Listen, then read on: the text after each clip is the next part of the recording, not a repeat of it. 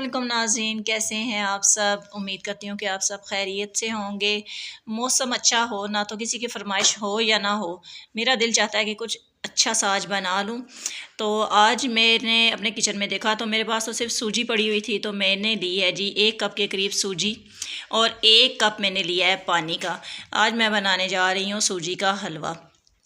पानी के अंदर मैंने तकरीबन आधा चाय का चम्मच जो है वो मैंने शामिल कर दिया है येलो फूड कलर।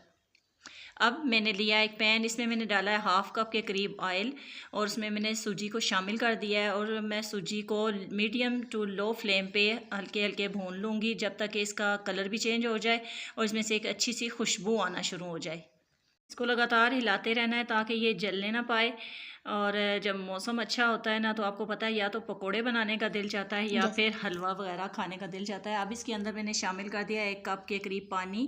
उसके साथ ही मैं शामिल कर दूंगी 1 कप चीनी। आप चाहें तो चीनी अपनी मर्ज़ी से कम या ज़्यादा ले सकते हैं। अगर आपको मेरी वीडियो अच्छी लगी हो तो इसको लाइक कीजिए, मेरे चैनल को सब्सक्राइब कीजिए। इसके साथ ही मैंने जनाब यहाँ डाल दिया है 1 कप चीनी का, और चीनी को भी मैंने अच्छे से हल कर लेना है। अगर मुझे ज़रूरत हुई तो इसमें मैं थोड़ा सा पानी और ऐड करूँगी, क्योंकि मेरे पास जो सूजी है वो थोड़ी सी मोटी वाली थी।